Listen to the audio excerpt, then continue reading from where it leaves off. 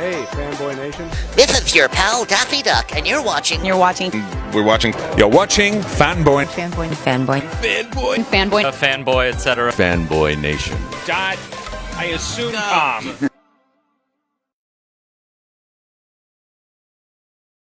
This man has worked with the likes of George Lopez, Frank Grillo, Andy McDowell. He's been in some series, including BET's The Quad. He's been on NCIS Hawaii, which I'm a bit jealous of. He's also now worked with C. Thomas Howell, who I am a huge fan of because Tommy's a great guy. Yeah. Jake Allyn, we are talking about Ride, your directorial debut. Congratulations. Yeah, thank you. I appreciate you having me on. Listen, man, the thing with this film is that this isn't a conventional either drama or action film. It has that Rocky vibe in a sense that there's the action of the bull riding to it, but it's still a dramatic film, the way Rocky is a drama, not a boxing movie. Yes, that's very well said. I appreciate that. I take that as a beautiful compliment. It is definitely the Rocky of Rodeo. We've talked a lot about that. Even the poster behind you, I hope, has that kind of Rocky vibe. It's a movie about overcoming, but there is an action element. There is a crime element. It's definitely a family crime drama. What made you decide to use the rodeo as a backdrop and wear all these hats as actor, writer, director, craft table service guy on top of everything else? How did you know I was how did you know I ran craft services? With the budget that there is and as many hats as you're wearing, I just only assume that you're going to be the gaffer. You're going to take point on camera at some moment in the shoot, because indie films, you got to work all the angles. Yeah, I mean, you're definitely right about that. I definitely like to say at some point I was wearing so many hats, and I was, once your multi-hyphenate gets into like 6, 7, 8, I try to just throw them all away because I feel like it can make me sound pretentious. But really, I was wearing one hat, and that was a cowboy hat, and that was just trying to tell this story as honestly and as best as possible. But what to go back to the original part, what made me want to set it in rodeo was, I grew up in Texas, loved rodeos, loved the sport, but also like the way of life that it represents and celebrates. And I just didn't feel like there was a movie that fully encompassed all of that. Texas has Friday Night Lights for football, but where is the Friday Night Lights for rodeo? And especially as the world evolves in modern times and this sport and the cowboy way is kind of fading away, I was like, wow, I need to tell this story right now. And even though it took me 8 years to do so, I think I got it in time.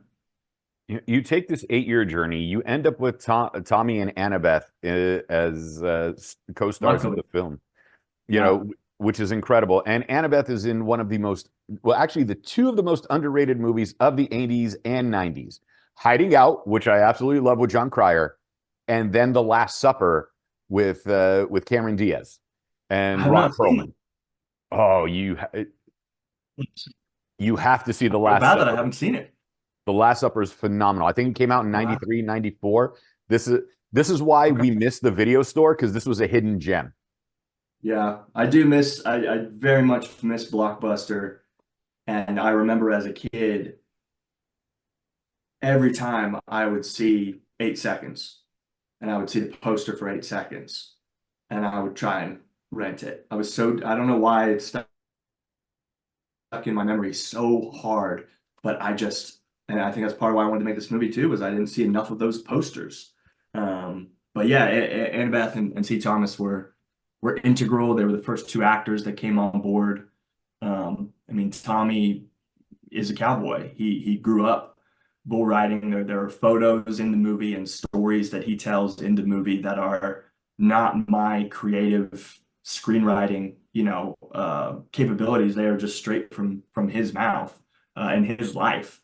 And that was really when the movie started to take shape, was once the actors started coming on board and we started to make this, these 100 pieces of paper into a really living organism. And the fact that this is multi-generational, which is something we've lost in America. And I think that comes from the American dream in that, excuse me, you turn 18, you move out, you make something of yourself. And while the rest of the rest of the world, whether it was Asia, Africa, Eastern Europe, grandma lives with you. And then you don't leave the house till you get married and all that stuff. And we've kind of been forced to do that here in the United States because of all the financial crises, not to get political, but to show that this is multi-generational in this story, and America has finally become a multi-generational society. Yeah, absolutely. And in these small town communities, even though the small town in America is fading away, the family dynamics are not. For better or worse, they are doubling down on that way of life. And yeah, that was super important, particularly in rodeo. That was something I was finding, over and over again in my research when I would say, "Oh, how'd you get into bull riding?" And they'd say, "Well, my dad was a bull rider. My family rodeoed, 40J Smith, C. Thomas Howell, both examples." I think 40J Smith's mom was a barrel racer. Tommy's dad was I don't know, I think Tommy's dad was a bull rider, but very much a cowboy stunt coordinator. I think he was the stunt coordinator on Urban Cowboy, maybe, or maybe he was John Travolta's stunt man for that movie.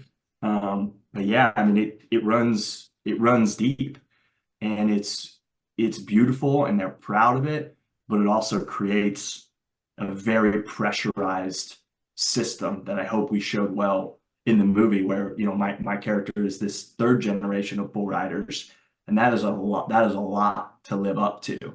And I've been in those locker rooms watching bull riders, beat to crap, gearing up for their next ride, and I'm thinking, why are you going again? You're done. And then you look at the wall and you see their dad's framed photos, up on the wall like holy ghosts, and it's like it kind of shakes you to your core, and you're like, oh yeah, that's a big shadow cast on a lot of these guys. I want to bring that about because you mentioned stunt coordinators, and bull riding is not an easy task. They always tell you not to work with animals and children because you really can't train a bull to be calm and how to buck you off right. You can train a horse, you can't train the bull, and even the horse is still dangerous. Yeah. Tell me about your stuntman, the stunt coordination, and then how you were able to protect each other on set because, once the bull lets loose or its temper flares, you either got to go with the shot or, we're taking a break for the rest of the day. Yeah, I definitely learned and decided very quickly, very early on in the kind of pre-production process, I want to go live in their world, not the other way around. To your point, you can't train a bull, so you can't say, okay, bull, now it's time to do this, now it's time to do that, now it's time for me to ride you for 8 seconds, now it's time for me to buck you off. You have to be willing to live in their world. And the more that I kind of took myself away from it and let it happen and just, set the cameras up and just be ready and again, be in their world, the more that cinematic moments kind of revealed themselves to us. That was definitely a trusting of the process. And again, that was a huge reason why casting C. Thomas Howell and 40J Smith were so integral, because, we did shoot at a live rodeo, and they would give us, they'd give us 5 minutes in between their events to go shoot one of our scenes. And, with 5 minutes to shoot a scene, there's no blocking, there's no rehearsal, there's no like, well, let's practice climbing up and down the chutes for 20 minutes just to make you feel comfortable. You just got to go. And so it was paramount to cast guys that, all that is in their blood. There's no rehearsal required for 40J Smith to be around bulls. And then as far as I was concerned, I hired a wonderful stunt coordinator and a cowboy coordinator named Jody Stelzig, who has a ranch in Lockhart, Texas. And he came on probably a lot earlier than a normal stunt coordinator would come onto a movie. And I went down and spent a lot of time with him down in Lockhart. And that was kind of the beauty of wearing multiple hats for me, was I went down there as an actor training to play this bull riding character. I was there as a writer, meeting all these different cowboys and rodeo guys that he'd spent decades with and just soaking them up like a sponge, you know? And then I was there as a director, learning things about how they move visually, what would be the most interesting, where I should be putting cameras, you know, on the day so that we're capturing stuff, but not in the way. How do I keep my cameramen safe? Because they were really, you know, people can say, oh, it's so cool that you did some of your own stunts or that you know, sat on a bull or whatever. But the people that really went above and beyond was, I think, really the crew, and in particular the camera department, because they don't have, you know, there's not really peripheral vision besides like the camera. So I really, you know, my cowboy hats off to them for, you know, running around those environments and, you know, risking it for the biscuit. Right. Because you have some shots that cinematically are gorgeous, and you're like, I can't believe they pulled that off with the level of danger involved with this wild animal. Whereas a part of my brain would have been like, why don't we film it like PBR and we have our cameras at a distance zooming in instead? Yeah. That would be, you know, that would have been great. We were just making a very intimate movie, and I really wanted, especially with the rodeo scenes, to be in the shoot with the rider as opposed to, you know, behind a window looking in. You know, I really wanted the audience to feel like they're Peter, you know, in those moments, and definitely making each ride feel different as well was really important to us. And I really am proud of the team for, I believe, really pulling that off. Each, you know, the 3 big rides that the character goes on in the big rodeo scenes, you know, really needed to feel very different. You know, this took 8 years to get done for you, from concept to post-production. You know, at some point, is there that moment of where do I go now, especially with it being released on June 14th and the final completion of it, and then the premiere itself and seeing the final cut? Like, does it feel like graduating from med school because it took 8 years to get there? Or is there like, all right, now it's time to work on the sequel and we'll focus on rodeo clowns? Like, you know, how does it go for the next stage? It is a strange thing once it just, you know, it's so yours for so long, and you have to protect it and look after it. And when it gets kicked in the face, you're getting kicked in the face, and, you know, it's like a bull ride. And then all of a sudden it's just over.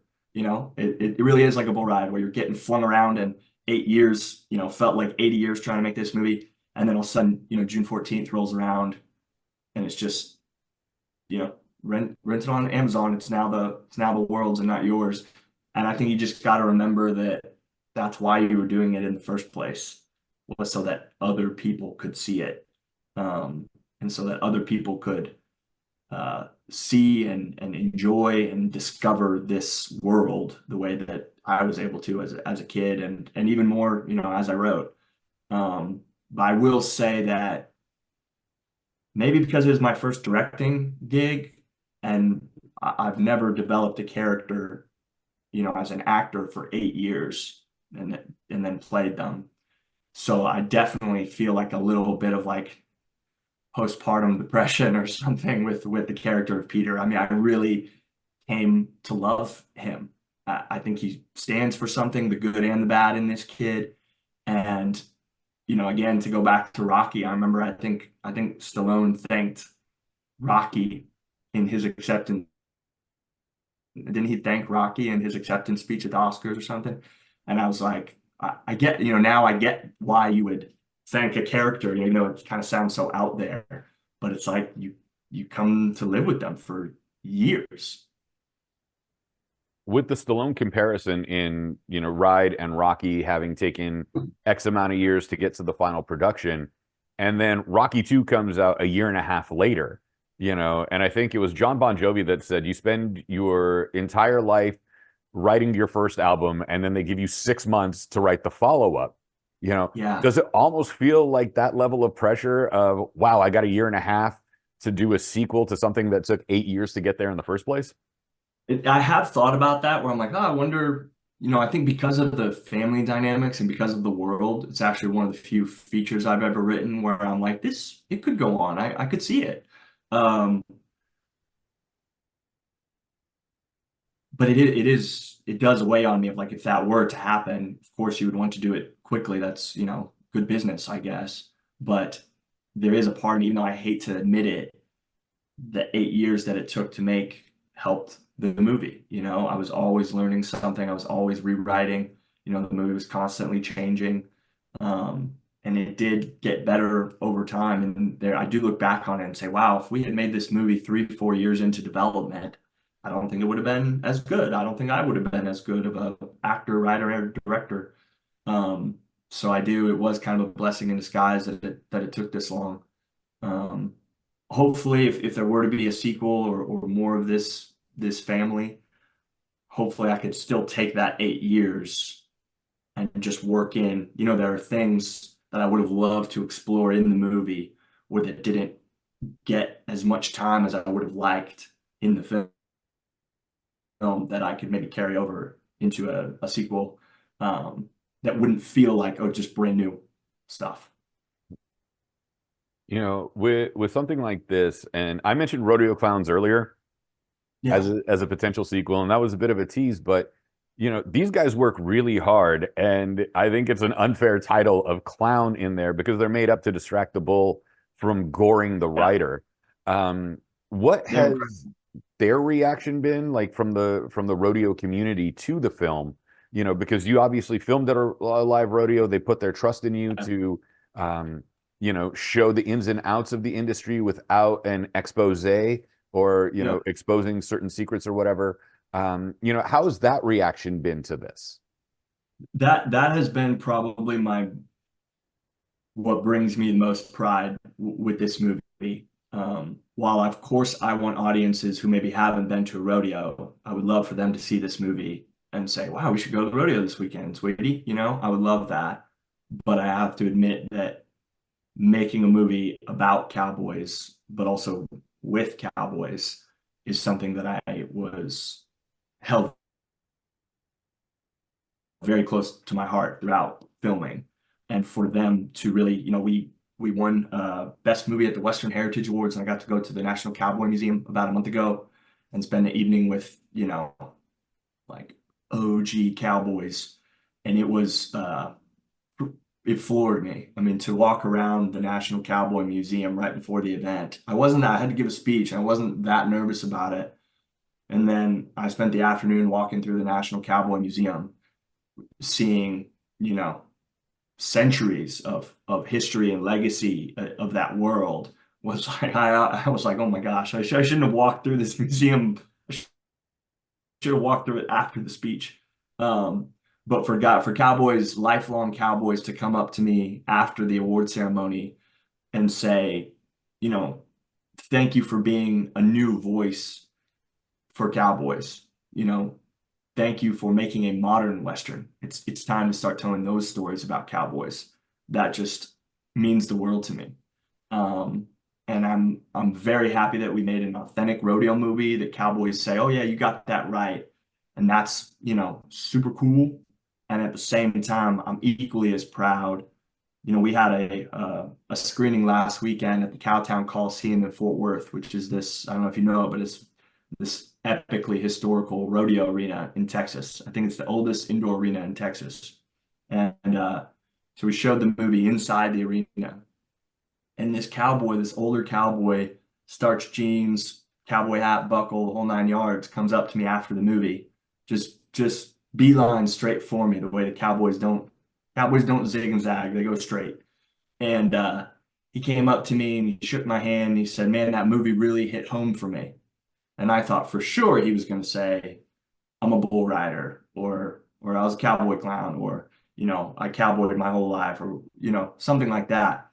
And he pulled into his pocket and he pulled out a 2-year sobriety chip. And he was like, I'm sober and got clean, and I just so appreciate the story that you told."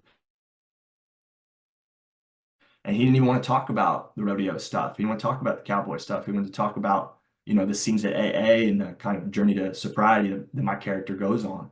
And that was something that made me feel really, really proud and just made me feel really, really special that we made a movie that, hits all those rodeo elements, but hopefully kind of expand beyond that. Jake, I'm going to leave you with this because we want everybody to see Ride on June 14th when it releases on VOD. The big thing is, if you could preserve one aspect of cowboy culture, that this is the one that needs to remain and be encompassed through the Southwest and American ideology. What is that one aspect of cowboy culture that needs to be preserved as the ultimate baseline foundation for the tradition in the community? Even beyond, the sport of rodeo or cattle drives or, ranching, I would say hard work.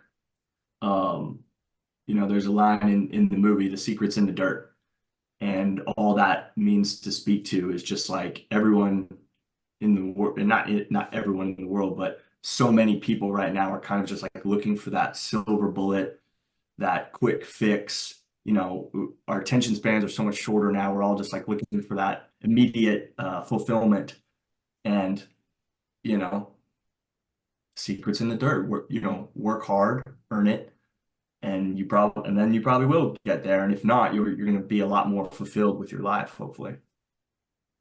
Jake Allyn, Allyn. Thank you so much for your time today and talking about Ride. C. Thomas Howell, Annabeth Gish, Forey J. Smith, an incredible cast. Some beautiful natural lighting, some incredible filters that give it that gritty vibe of something that could have easily come out in the 1970s with a raw story that took 8 years to develop, coming June 14th. Where else can we find it besides Amazon, if it's going to be on other branches of VOD? And where can we find you on social media to connect and talk about the film? Yeah, you can. We have an Instagram page for the movie, Ride Movie. And then on June 14th, it'll be out in select theaters. And also, as you said, on Amazon, Apple, iTunes, Roku, Vudu. Basically, if you watch movies at home, you'll be able to rent this movie. And will there be a DVD or Blu-ray edition? Because I like physical media and I like bonus features. So are we looking for something for that along the way? Yes, I don't have an exact date for that, but after our theatrical and digital release, it'll definitely be hitting the DVD market. Awesome. Jake Allyn, again, Allyn. Thank you so much for your time today. We got to get the spelling on your name right, obviously, because it's probably easily misspelled all the time. It happens. I appreciate you, man. Thank you so much.